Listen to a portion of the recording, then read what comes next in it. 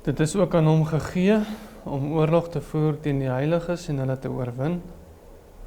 En aan hom is mag gegee oor elke stam en taal en nasie. En dis nou nie vers wat ons gaan klaarmaak vandag. Dis laasweek al mee begin. Maar ons sien onder andere aan dan verder in die vers sê om hulle te oorwin. En daar's aan die dier aan mag gegee oor elke stam en taal en nasie. Nou hierdie vorm 'n kardinale punt in die lastering van die dier, en soos ons laasweek gesien het, hy laster, en hierdie oorwinning van die heiliges is dan nou een van die kardinale punte oor hoekom hy laster. Dis 'n kardinale punt in die lastering van die dier, soos ons van sy lastering gelees het in die vorige 2 verse. En Jesus sê in Matteus 25 vers 45 en 46, ten opsigte van goddelose wat gelowiges nie goed behandel nie, en die wat teen God is, wat die goddelikes sleg behandel, sê hy daarso, dan sal hy hulle antwoord en sê, voorwaar ek sê vir julle, vir sover julle dit nie gedoen het aan een van hierdie geringstes nie, het julle dit aan my ook nie gedoen nie, en hulle sal weggaan in die ewige straf, maar die regverdiges in die ewige lewe. 'n vervolging op gelowiges, of soos ons hier nou gesien het, oor wie die dier dan nou mag gegee is, 'n vervolging teen gelowiges, is 'n vervolging teen God. Want so ver as wat julle dit aan my gedoen het, of aan hulle gedoen het, het julle dit ook aan my gedoen het, en so ver as wat julle nie goed aan hulle gedoen het nie, het julle ook nie goed aan my gedoen nie, sê God. Wat jy aan die gelowiges doen, is so goed soos wat jy doen het aan die Here.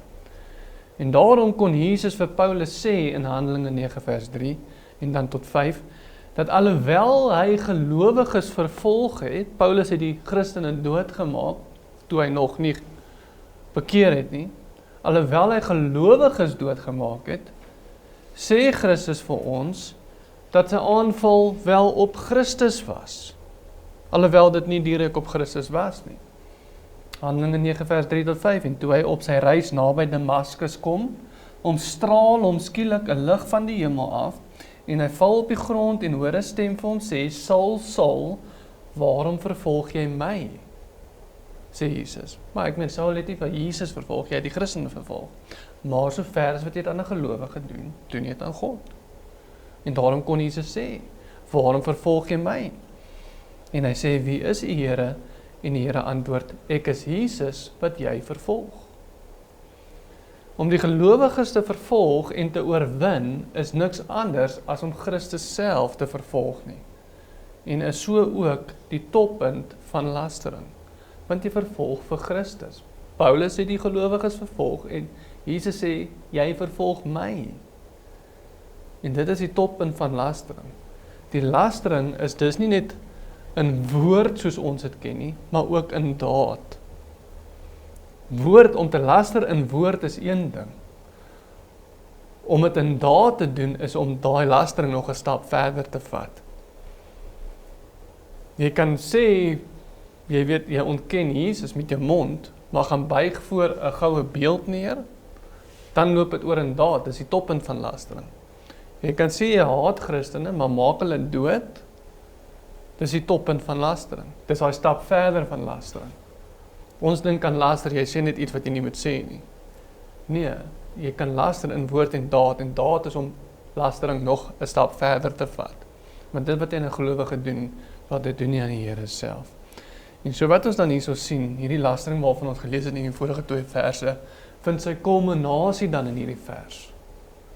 Waar daar gesê word, en dis aan hom gegeen, om hulle ook, die gelowiges dan te oorwin.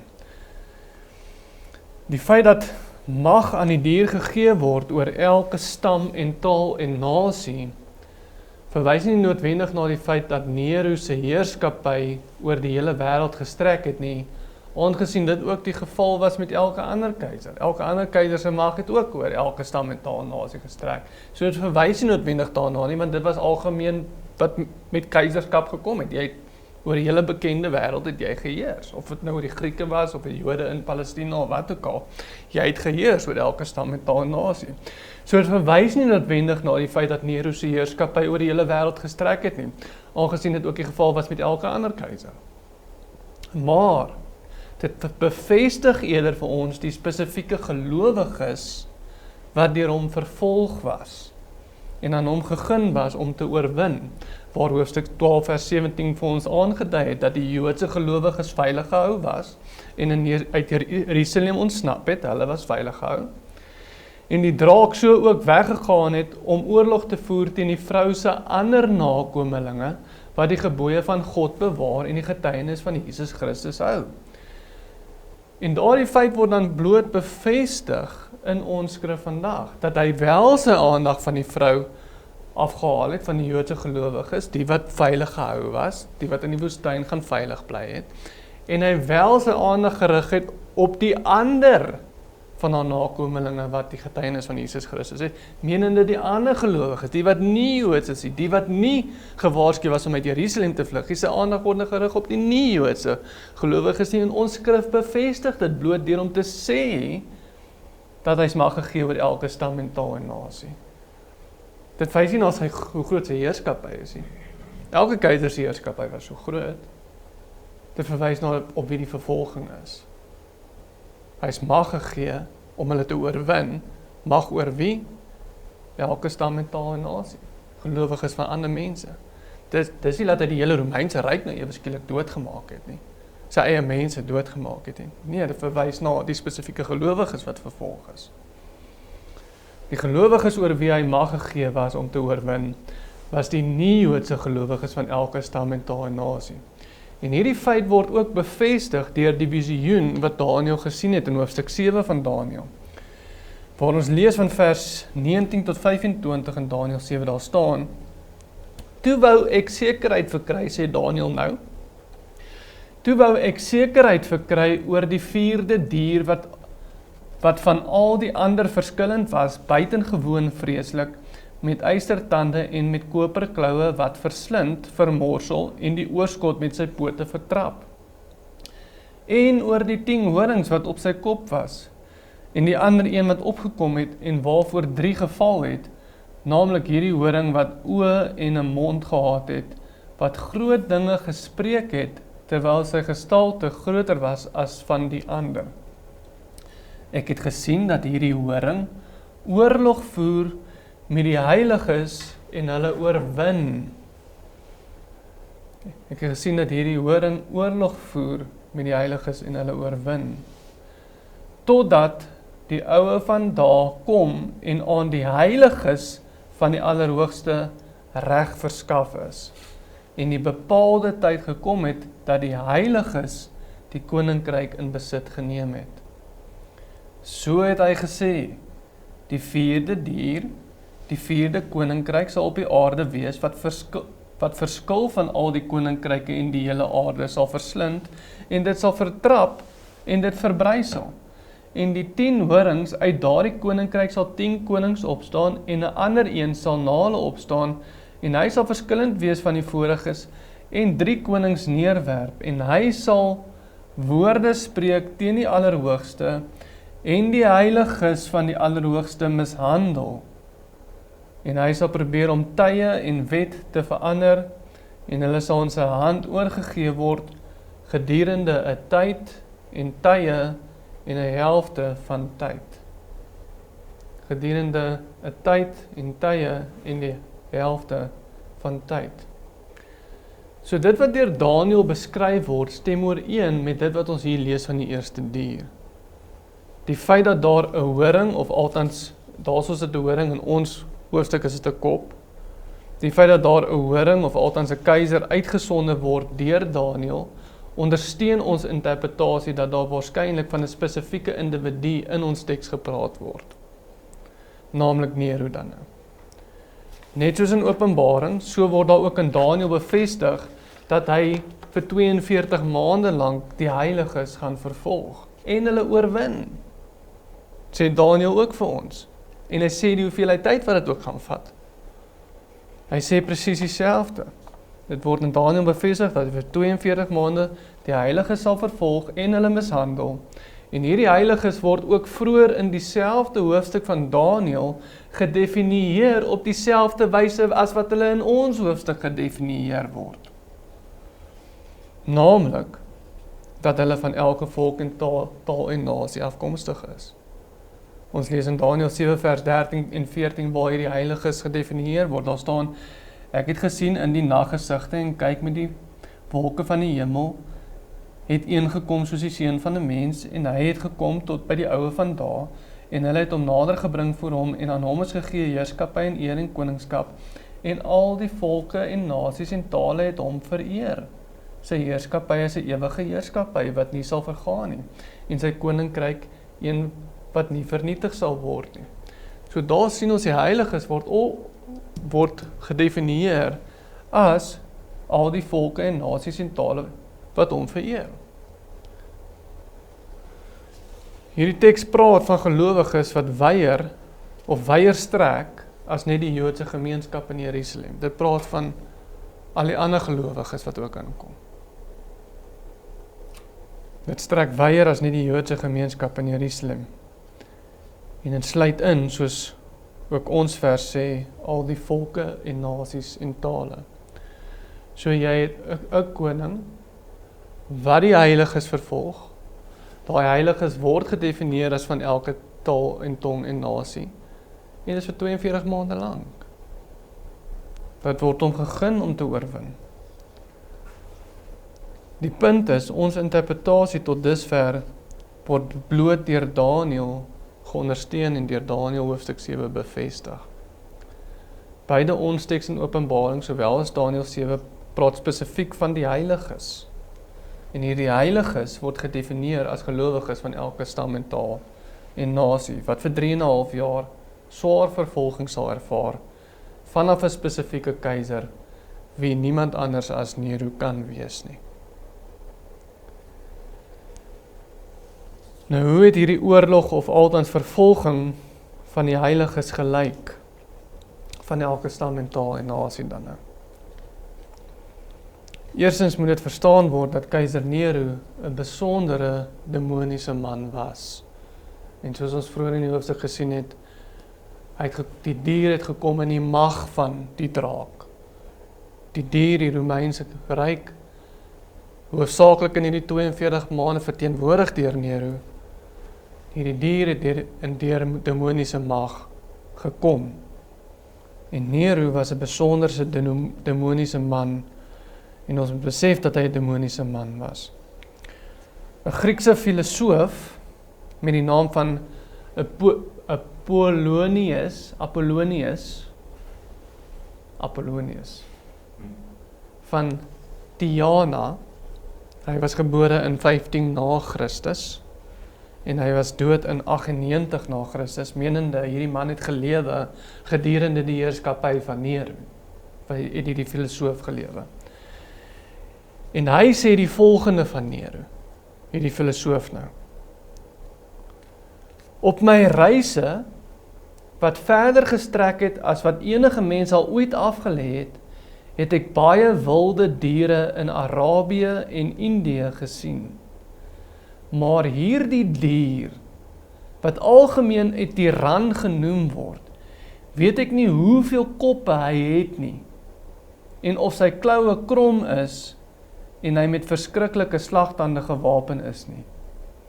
Van wilde diere kan 'n mens nie sê, dat hulle ooit bekend was om hulle eie moeder te eet nie, maar Nero het homself vergryp aan hierdie dieet.